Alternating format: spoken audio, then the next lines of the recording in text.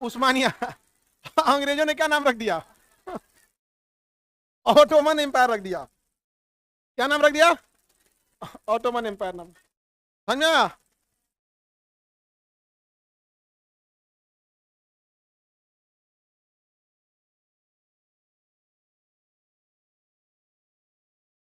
चलिए देखा जाए।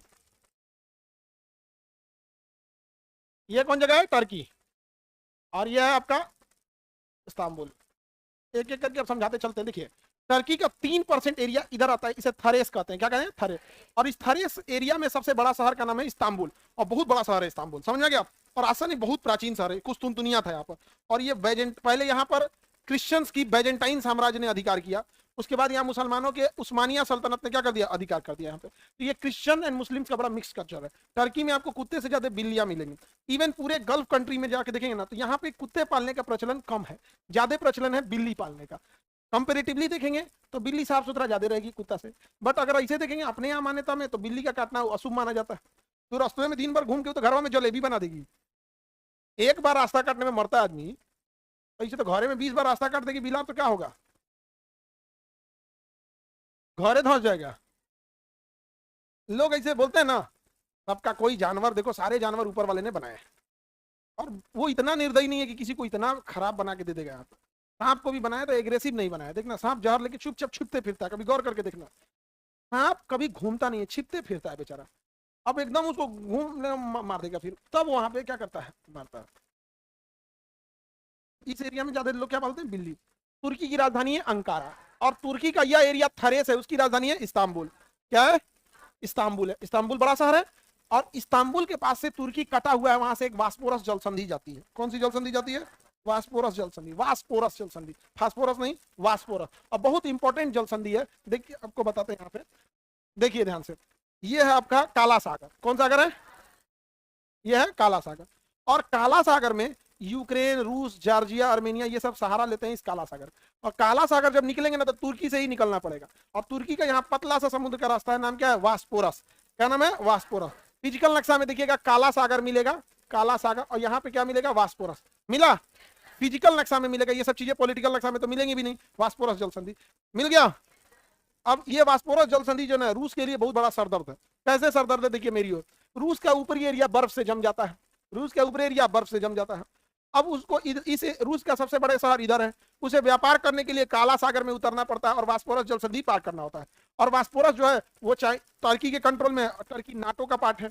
नाटो 32 देशों का एक संगठन है जो मिल के मारते हैं किसी को। मिल के हंटिंग, ह्यूमन हंटर्स। क्या है सब? Human Hunter. जो ब्रिटिशर्स हैं या जो ये गोरे हैं, सभी सब ये ह्यूमन हंटर्स हैं। इंसान को क्या करते हैं? मारते हैं। इनकी मूवीज भी देखना है, उसी टाइप के मिलेंगे सब यहाँ पर। हालांकि उनकी फिल्मों में ना हीरोइन जो होती है वो एक्टिंग रोल में होती है। अपने यहाँ इंडिया में हीरोइन को खाली दो काम के लिए लाएगा, या तो नाच गाना होगा, ना तो किडनैप होकर पिटाएगी। दूसरा कोनो काम ही नहीं रखता है उसका। हीरोआ को पिटवाएगी, बस बस हो गया काम खत्म। रियलिटी में मत सोचना ये भाग जाएगा सब। आगे बढ़े। तुर्की समझ में आ गया? पॉलिटिकल नक्शा में तुर्की में देखेंगे एक झील मिलेगा, वान झील। लेक वान, वान झील मिला तुर्की में। पॉलिटिकल नक्शा में देखिए कहीं ब्लू कलर का पानी लगा होगा। कौन सा झील है? वान झील। नहीं मिला? कौन सा झील है? वान झील। फिजिकल में नहीं मिला तो पॉलिटिकल में देख लो। मिल गया? कौन सा झील है? वान झील। कितने लोग को मिल गया? हाथ उठाओ। अगल बगल में बकलोल को दिखाओ।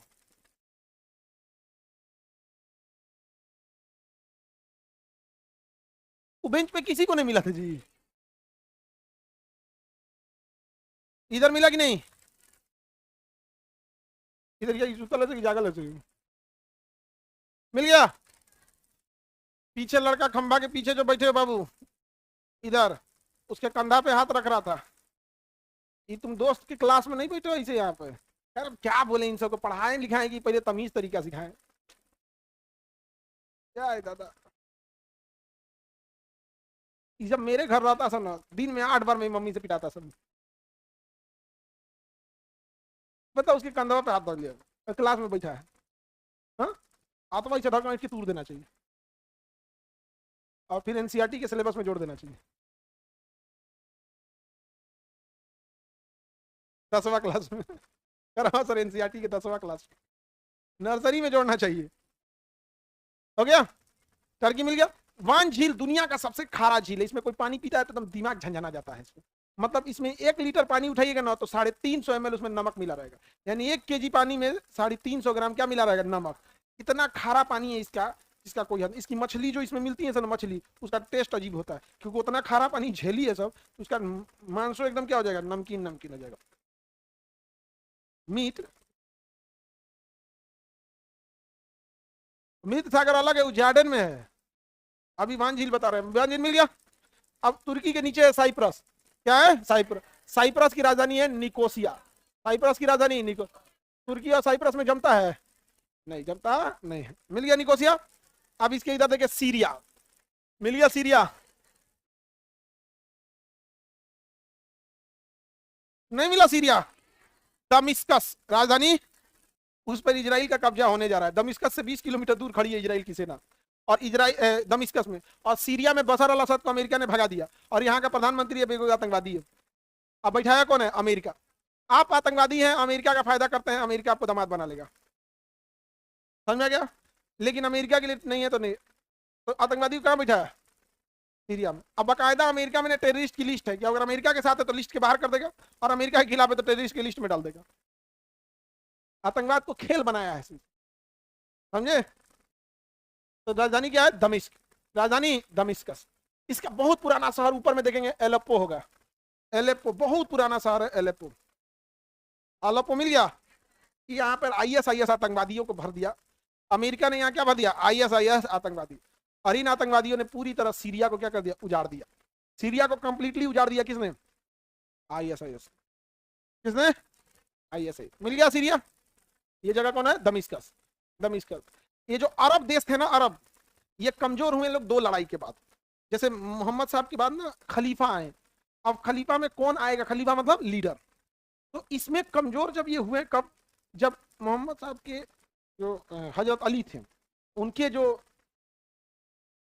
इमाम हुसैन और इमाम हसन, करबला की लड़ाई हुई, और मोहम्मद साहब के जो अपना खानदान था ना, उन्हीं को मार दिया सब। दमिश्कस का राजा, कहाँ का, दमिश्क। नाम था यजीद। यजीद कहा कि हम लीडर रहेंगे। दमिश्कस का राजा यजीद क्या बोलता, हम रहे।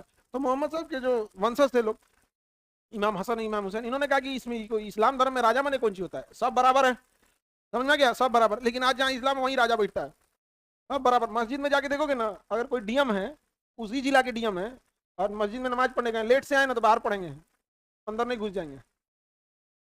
लेट सपोज कीजिए अपने दाहिने इतना जगह छोड़ के बैठेंगे, हम आराम से बैठेंगे, भले उस जिला के डीएम है, उस जिले का भिखारी आके उनको कह देगा उधर घसक के बैठिए, उनको घसक के बैठना पड़ेगा। अब जो नमाज पढ़ने जो आप में से जो मुस्लिम लोग हैं, बताओ सही बता रहे हैं कि नहीं, अंदर नहीं जा सकते, अंदर नौटंकी नहीं चलती उसमें, जब तो बढ़ करके हूँ। अगर लेट से आए ना तो बाहर बैठिए, जगह नहीं मिला है ना तो जहाँ वजू बनाया जाता है ना, वहाँ पानी नहीं गिरा रहता, हुए तो नहीं दरी उरी बिछा के बैठिए, वो जगह नहीं है तो बाहर सीढ़ी बैठिए, नहीं है तो अखबार लीजिए सड़क पे जाइए, वहाँ बराबरी का बात चलता है, यहाँ कुछ नहीं है यहाँ पे, समझे। अब मालिक जहाँ बैठेगा, नौकर भी बगल में बैठेगा। ये नहीं हो सकता है कोई, मतलब ये नहीं कि इनका ऊंचा उनका नीचे, कुछ सब बराबर। वहाँ कुछ नहीं होता है मस्जिद में। मस्जिद में बस 3 सीढ़ियाँ होती हैं सामने, जिसे स्टेज को मस्जिद में मेंबर बोला जाता है। जैसे हम अभी स्टेज पे खड़े हैं ना, हम किस पे खड़े हैं, स्टेज किस लिए, आपको दिख सके, वैसे उसमें 3-4 सीढ़ियाँ होती हैं, जितना बड़ा मस्जिद है उसमें, ताकि वो स्टेज पे से खड़े हो सके। उसको मस्जिद का मेंबर बोला जाता है। मेंबर मैंने क्या है, स्टेज है, और कुछ बाकी कुछ नहीं। मस्जिद मैंने खाली जगह, ना किसी देवी देवता का फोटो, ना कुछ नहीं, बस ऐसे हॉल है मस्जिद की। बस एक पहचान है, साफ सुथरा रहेगा, बस क्या रहेगा, साफ सुथरा पोछा, बस कुछ नहीं। दरी बिछा के जमीन पे पढ़ना चालू करो। तो मोहम्मद साहब के वंशज थे इमाम हुसैन और इमाम हसन। उन्होंने कहा कि इस्लाम धर्म में राजा को से रूल करने लगा, करना ना कि नहीं, आप भी हमारे अधीन रहिए।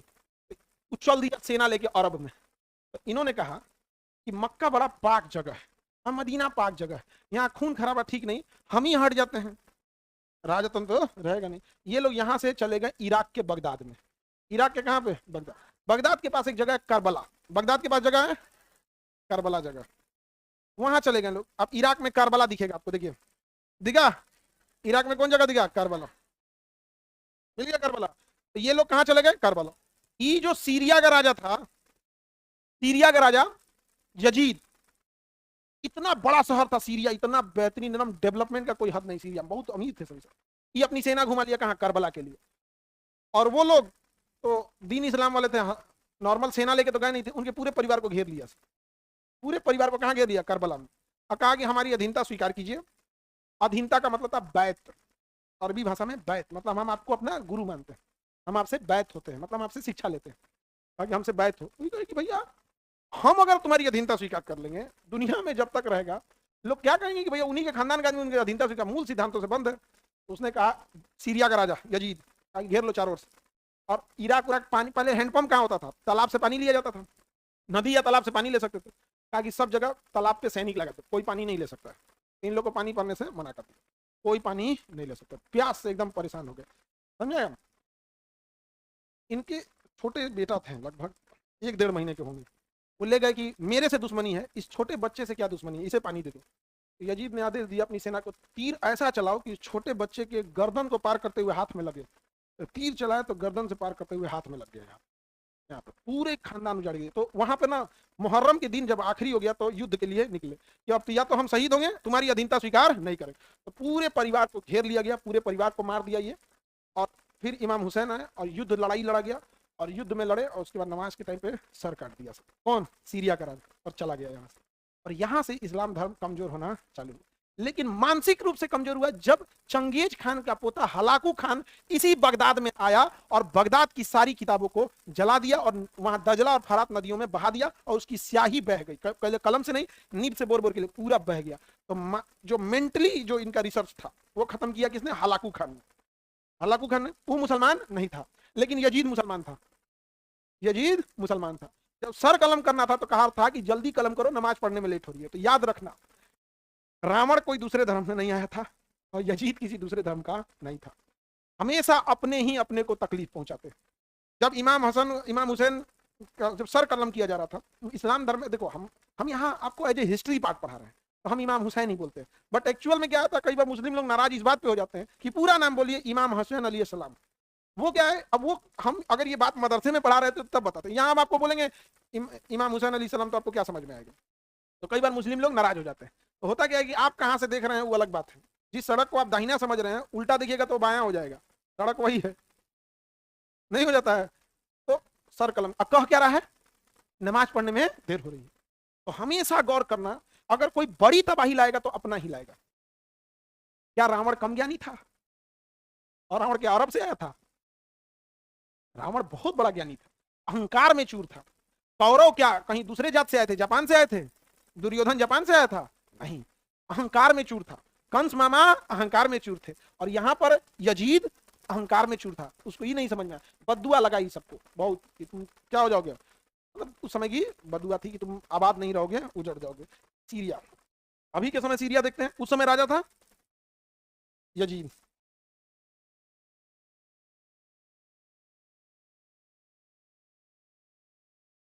ये अभी के टाइम का सीरिया है, उजड़ गया। ये अभी का है, दिख रहा है?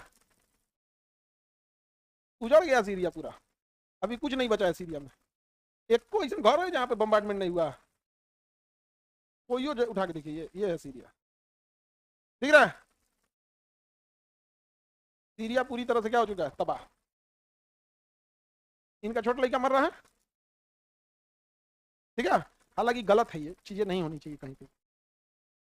सीरिया पहले बहुत आबाद शहर था, बहुत सुंदर शहर था सीरिया, देखो इस तरह से था, बहुत सुंदर था सीरिया, और अभी इस तरह से हो गया प्लेन। सीरिया का राजा उस समय यहूदी नहीं, यजीद बोल रहे कि यहूदी सुनाई दे रहा है। यहूदी तो इजराइल में, अभी वहां कहीं नहीं किए हैं। अभी हम किधर घूम रहे हैं? सीरिया में घूम रहे हैं। सर सीरिया का तो पूरा खत्म कर, हाँ, तबाह हो गया, सब तबाह हो गया। समझ में आ गया? उसके बाद यहाँ पे इन्हें बदुआ थी कुछ, उसके बाद और भी थी, बट वो धार्मिक चीजें हो जाती हैं। वो धार्मिक चीजों में होगी, जो मुस्लिम लोग होंगे वो धार्मिक चीजों में पढ़ेंगे कि जब आखिरी जमाना आएगा, यानी जब वो होगा, तो इस्लाम धर्म में जो धार्मिक चीजें जो उन्हें बताएगा। अब चूंकि मेरा वो सब्जेक्ट नहीं है, थोड़ा बहुत बस बता देते। जैसे हिंदू धर्म में है ना कल की अवतार, या वो एकदम अंतिम समय में आएंगे, उस इस्लाम धर्म में इमाम मेहदी आएंगे। उनके आने से पहले होगा क्या कि सीरिया पूरी तरह तबाह होगा। उसके बाद सिर्फ सारी पावरें कहाँ चली जाएंगी? सीरिया में चली जाएंगी। और सदियों से जो दुश्मनी थी यहूदियों और मुसलमानों की, वो करीब आती जाएगी, और ये दोनों एक हो जाएंगे। आज इजराइल की सुरक्षा कर रहा है किसकी? दुबई की। किससे? ईरान से। और यहाँ एक नदी है, नदी फराख्त, दरियाए फराख्त, वो सूख जाएगा, और कहा है उसमें कि उसके नीचे सोना मिलेगा। वहां पे सोना मिलेगा। तो हो गया, यहाँ पे पूरी सेना वोना लगा के इन सबको, अरब वालों को सोना का कमी है नहीं है। और कहा है कि सोने की चाह में ये लोग इतने भूल जाएंगे कि सारी इंसानियत भूल जाएंगे। और इजराइल बड़ा होकर ग्रेटर इजराइल बनेगा और पूरे सीरिया तक कब्जा करके, और मक्का से पहले यहाँ कोई पहाड़ी है यहाँ तक ये कब्जा करेगा, और ये पक्का करेगा। अभी दमिश्क तक पहुंच गया। और सीरिया का राजा किसे बनाया गया है? वो आतंकवादी को।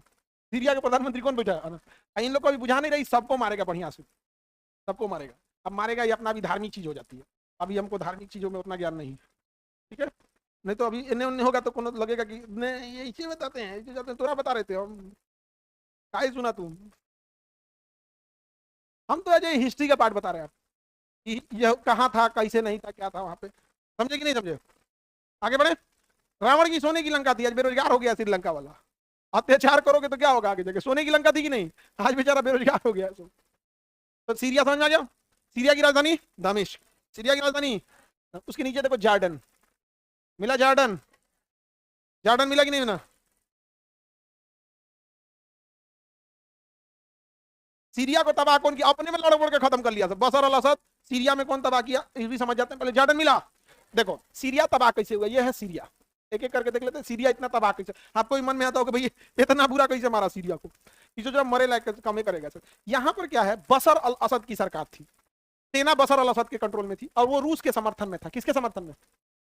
अमेरिका सोशल मीडिया लाया, सोशल मीडिया के माध्यम से वहां ग्रुप बनवाया, फेसबुक ग्रुप, ये ग्रुप, वो ग्रुप, इंटरनेट लाया, मीडिया को कंट्रोल किया। उसके बाद अपने कुछ ग्रुप को यहां तैयार किया बशर अल असद के खिलाफ प्रोटेस्ट करने के लिए, उनको हथियार दे दिया। अब वो प्रोटेस्ट धीरे धीरे खूनी संघर्ष हुआ और धीरे धीरे एक जिला डिस्टर्ब हो गया। अमेरिका क्या किया, उस जिला में हथियार उतार के अपने सैनिक उतार दिए यहाँ पर। ले अब होने लगा मार।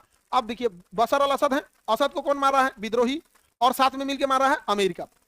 अब उधर से रूस आ गया। रूस क्या कर रहा है? विद्रोहियों को मार रहा है, और असद की सेना भी किसे मार रही है? विद्रोहियों को।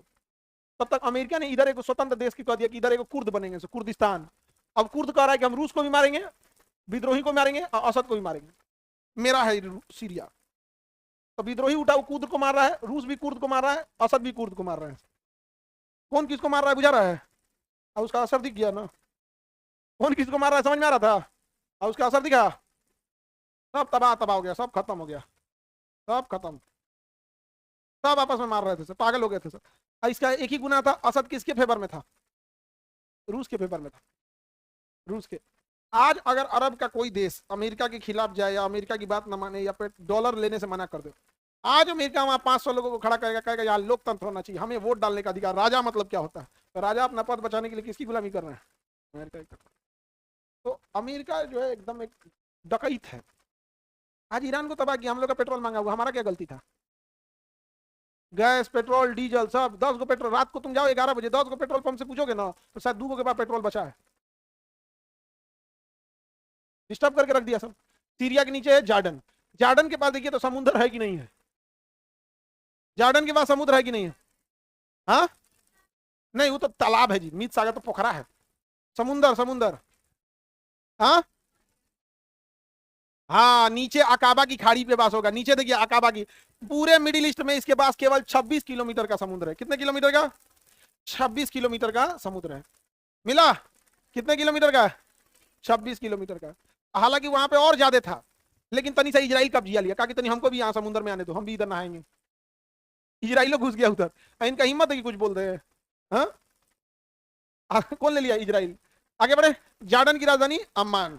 जॉर्डन की राजधानी अब ध्यान से देखो, ईरान ने जब जॉर्डन पे इजराइल पे मिसाइल मारा, ये इजराइल, ये क्या है? इजराइल। तो उन मिसाइलों को सबसे पहले मार के कौन गिराया? जॉर्डन मार के गिरा। कौन मार के गिरा दिया? इजराइल। इन लोग को पीटा ही नहीं है, पीटा है और कहा कि जब मेरे ऊपर मिसाइल आएगा तुम मारना, नहीं तो फिर हम तुमको पीटेंगे। पहले तो इनको पीटा, अब हर मन पीटा। अब हर मन पीटने के बाद कहा कि अगर कोई मिसाइल मेरे आएगा तो पहले तुम मार के गिराना, नहीं तो फिर पीटेंगे तुमको। समझे? इराक उराक पे अमेरिका ने कब्जा कर रखा है। आप आगे बढ़े। जॉर्डन मिल गया, किसी को दिक्कत? यहां देखेंगे लेबनान। मिल गया लेबनान। लेबनान की राजधानी बेरूत। बेरूत, लेबनान की राजधानी बेरूत। लेबनान की राजधानी बेरूत। लेबनान की राजधानी बेरूत। अभी लेबनान में इजराइल मार रहा है। अब इजराइल किसको मार रहा है? लेबनान को। अभी लेबनान की व्यवस्था कर देगा, एकदम लेबनान को एकदम छीछा लेदर कर देगा। लेबनान का क्या कर देगा? छीछा लेदर कर देगा। अब देखो कैसे लेबनान को मार के, इनका बेन गुरियन प्लान नहर ले जाने का इन लोग का क्या है प्लान है। का मैप किधर क्या गिरा, ये इजराइल का मैप देखिए, येलो वाला क्या दिख रहा है इसराइल। अब इसके पैरेलल एक और मैप लगा देते हैं ताकि आप लोग को समझ में आए। कितना इंडिया रन देते हैं, कितना समझ में आ जाएगा ना इंडिया इधर, ये तो पाकिस्तान भी देख के समझ में आ जाएगा इंडिया इधर, अपने ना है वो, ले आएंगे हम लोग कभी। चलिए अब देखिए ध्यान से, सुएज नहर जो है वो इधर से जाती है, और ये नहर है सुएज नहर। मिस्र में इजराइल के सीधाने कौन सा नहर है, सुएज नहर। कौन सा नहर बाबू, सुएज नहर। इजराइल के सीधाने है सुएज नहर, ठीक है। कौन सा नहर, सुएज नहर, मिल गया। कौन सा नहर, सुएज। अब इस सुएज नहर का कॉम्पिटेटिव नहर, उसका एक प्रतिद्वंदी नहर बनाना चाहता है कौन, इसराइल। इसराइल चाहता है क्यों ना हम अपने में घुस के नहर बना ले, तो इसराइल का जो नहर है वो तो कंपैरेटिवली थोड़ा पास पड़ेगा। तो यहाँ देखिए मेरी ये नहर कौन सा है, सुएज नहर। इसराइल चाहता है कि हम अपने यहाँ घुस जाए और इसमें से एक नहर लेके निकल जाए। क्या लेके निकल जाए, नहर लेकर। नाम रखेगा बेन गुरियन कैनाल। क्या नाम रखेगा। अब इस बेन गुरियन कैनाल में यहाँ पे गाजा था और यहाँ लेबनान है, ये दोनों बाधा बन रहे थे। गाजा को मार के खत्म कर दिया, गाजा को मार के खत्म। अब लेबनान में क्या है ना कि वहां क्रिश्चियंस भी रहते हैं, मुस्लिम भी रहते हैं, तो ये लेबनान में ऊपर की ओर क्रिश्चियन ज्यादा है। तो इजराइल का कहना है कि इतना मार के खत्म कर देते, दूर रहो दूर रहो, मार के खत्म कर देते। और फिर इधर सीरिया, इधर कौन झांक रहा था, सीरिया। कहा कि इतना हम इसको मार के खत्म कर देते, इतना सीरिया ले लिया। जार्डन का हमको मत मारिए, जो कहिएगा करेंगे हम। जार्डन का ठीक है, ठीक, तुम रहो ऐसे। अभी एक नया नहर बनाने वाला है, नाम क्या है नहर का, बेन गुरियन कैनाल। क्या नाम है, बेन। और इसका एक पेपर जो खुफिया जानकारी थी एक बार लीक हो गई थी। तो जब ये लीक हुआ 2021 का बात था, 2021 में जब लीक हुआ ना ये, तो हमको ये खबर लग गई, हम ये बात बता दिए। और उसमें हम एक बात बोले थे कि गाजा वाले लोग, आप लोग को इतना मार मारेगा नहीं कि कहीं के बचेंगे नहीं। और एक को ना आपको मीटवा काटने वाला लकड़िया नहीं होता है, पता कि हम कहें कि पढ़ाई लिखाई करो नहीं तो ये थमा देगा इजराइल, इसी पे बैठो। और उसका प्लान था 2027 तक गाजा को फ्लैटन कर देना। और ये बात हम 2021 में बोले थे, तो कई आदमी की भावनाएं आहत हो गई और हमको लगा सब गरियाए और कहा कि ट्विटर पे ट्रेंड कर रहा था अरेस्ट खान सर, ऐसे कैसे बोले। अभी हम उन लोगों से बोलते हैं कि 2021 में हम बोल रहे थे तो नहीं बुझा रहा था, अब बुझा गया ना, गाजा खत्म। 10,000 से ज्यादा वैसे बच्चे मरे हैं जिनकी उम्र 1 साल से कम थी। 1 लाख के आसपास लोग ऑफिशियल डाटा से मरे हैं।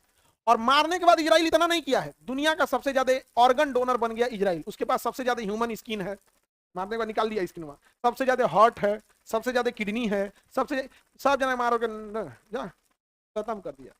ये बात हम कब बोले थे, 2021 में। और हम ये बात बोले थे 2027 तक करेगा ये, उस पहले ही कर दिया। अब इसमें हमको उसका खुफिया एजेंट का कि हम एग्जैक्ट डेट बता देंगे, बट 2027 तक फ्लैटन करना था। गाजा को क्या कर दिया, पलित करके बराबर का। अभी भी हम एक बात बताते हैं, अभी भी लोग माने चाहे ना माने, कुछ बोले भाई हमारा क्या मतलब है। ये इजराइल के पास जो यहाँ गाजा के लोग रह रहे हैं ना, इनको इजराइल क्या करेगा, एक नया देश बनाने वाला। अब वो नया देश कहाँ बनाएगा, तो देखता है कौन बैल देश है जहाँ कोई माई बाप नहीं है उसका, तो ये सोमालिया। ये कौन है, सोमालिया। और सोमालिया में क्या करेगा, मार के कह रहा है कि सोमालिया के ये दूसरा देश है, ये दूसरा देश बनाएंगे, यहाँ एगो अलग देश बनाएंगे। जब ये अलग देश बना देगा ना, तो यहाँ के लोगों को मार मार के कहाँ बसा देगा, सोमालिया में, वो खत्म। कहेगा बचना है या तो मरो या तो सोमालिया जाओ, उतर तरह के गोली मारते रहेगा, उसका मतलब नहीं है। समझा गया। वहां पे जार्डन गया खाना बांटने, तो लोग भीड़ लगा के खाना बांट रहे थे, तो वही पे बम मार दिया, कहा कि इतने खोजने में टाइम लगेगा, मार दिया। हॉस्पिटल उड़ा दिया, हॉस्पिटल सब खत्म। 1 लाख से ज्यादा लोग गए, समझा। और हम लोग की अगर क्रॉस फायरिंग में कश्मीर में अगर किसी का पैर में गोली लग जाएगा तो अमेरिका चिल्लाने लगेगा ह्यूमन राइट का वायलेशन हो रहा है। हम लोग के लिए नहीं, हम लोगों को नक्सलाइट मार देंगे ना तो क्या है, ह्यूमन राइट का वायलेशन हो रहा है। अमेरिका ने बने ना ह्यूमन राइट, रेपिस्ट को अगर थाना में मार दिए ना तो ह्यूमन राइट का वायलेशन हो रहा है। सारा वायलेशन हम लोग के लिए। और हमारे देश में गुणगान भी गाता है ऐसा अमेरिका का। कभी कभी टीवी पे देखते हैं तो हमको कुछ लोग अमेरिका की तारीफ इतनी ज्यादा करते हुए दिखते हैं कि हमको लगता है एप्स्टीन फाइल में ये भी था। तुम देखना कुछ लोग जो है ना, देखो अमेरिका नो डाउट डेवलप है, चाइना नो डाउट डेवलप है, हम लोग भी चाइना के कुछ डेवलपमेंट की चीजों की बात बोलते हैं कि भाई देखो एजुकेशन सिस्टम सुधार दिया, गरीबी को निकाला, इंफ्रास्ट्रक्चर पे काम किया। अमेरिका की बात बोलते हैं भैया बहुत डेवलप किया। इन टीवी पे कुछ देखना, कुछ लोग अमेरिका की इतनी तारीफ करेंगे, इतनी तारीफ करेंगे कि तुमको बर्दाश्त नहीं हो, एकदम छलकेगा एकदम। अमेरिका ऐसे कर देगा तो क्या करो, इस सब एप्स्टीन फाइल वाला है, घूम के आया है सब। अमेरिका कह रहा है कि हमारी चमचाई करो मीडिया में बैठ के, और नहीं करेंगे तो अगले दिन मीडिया में क्या आ जाएगा, एप्स्टीन फाइल। एप्स्टीन फाइल में सब उघारे नाचता था सब वहां, अयासी करने जाता था तो सबका फोटो रख ले, और सबसे वीवीआईपी लोगों को ले जाता था। कोई आईएएस है, आईपीएस है, विदेश विदेश मंत्रालय में जो 50 टॉप अधिकारी उसमें से 20 को ले गया। लो अब अमेरिका की गुलामी तो नहीं करोगे, मीडिया में बैठ के करो, नैरेटिव सेट करो कि अमेरिका क्या है, ठीक है। गौर करके देखना ना, कुछ कुछ बैठेगा ना न्यूज में, अपन देश का तारीफ नहीं करेगा, किसका बल कहेगा, अमेरिका, एकदम अमेरिका के लिए बीच जाएगा। तो कौन वाला है, देखो भाई, हम अभी भी बोले थे 2021 में कि गाजा मार के पलीत कर देगा। आप लिख के रख लो 2028 तक, हम ज्यादा डेट बता दिए हैं, 2028 से 29 तक गाजा के लोगों के पास केवल 2 ऑप्शन छोड़ेगा, या तो गोली खाओ या तो सोमालिया जाके रहो। और सोमालिया जाके रहेगा तो गारंटी देगा कि हम आपको सोमालिया में घर देंगे, जमीन देंगे, पैसा देंगे। जब ये चल जाएंगे तो कहेगा कैसन जमीन कैसन घर, सोमालिया में अब ये खाए को नहीं है, काम खत्म, पलीत कर दिया है। अब खराब लगे सही लगे हमको मतलब नहीं, बट यही होगा, समझे। आगे बढ़े, लेबनान समझ में आ गया, लेबनान की राजधानी बेरूत। लेबनान को मार रहा है कि नहीं, तो नॉर्दर्न लेबनान मारेगा कि साउदर्न लेबनान, साउदर्न लेबनान, समझ में आ गया कि नहीं आ गया। यहाँ लेबनान में इसने, इजराइल ने इतना बुरा मारा था। पहले पुराने जमाने का नोकिया वाला मोबाइल देखे हो, उससे भी छोटा मोबाइल होता था, पेजर, एकदम छोटा होता था पेजर। तो पेजर में केवल मैसेज वैसेज कर सकते थे, कॉलिंग बहुत कम हो सकता था, मैसेज होता। पुष्पा में देखना ना, पेजर पे मैसेज करता था। पेजर नहीं देखे हो, अरे कैलकुलेटर देखे हो, कैलकुलेटर में हिसाब किताब कर लेते हैं ना, उसमें मैसेज भी आ जाता है। तो एक पेजर से दूसरे पेजर पे क्या भेज सकते हैं, मैसेज होता है, बस छोटा कैलकुलेटर जैसे। इजराइल ने क्या किया कि पेजर बनाने वाली कंपनी से जाके 2 साल पहले टाई अप कर लिया कि हम इन्वेस्ट करते हैं, और पेजर ताइवान से बन के आया इजराइल। कहाँ आया, इजराइल। इजराइल ने पेजर की बैटरी हटा के बम लगा दिया उसमें, और सबको जब बढ़ गया, एक दिन बटन दबा दिया, सब जना उधिया गया। समझा क्या, ये बात हमें हंसने और मजाक में लगेगा। हम सब ने मोबाइल खोलते खरीदते समय बैटरी नहीं देखे, और एक बढ़िया साजिशन है कि बैटरी आप खोल के देख नहीं सकते। पहले के मोबाइल में बैटरियां निकल जाती थी, अभी नहीं निकल रहा है। हम सब में किसी को नहीं पता है किसका मोबाइल कब ब्लास्ट करेगा।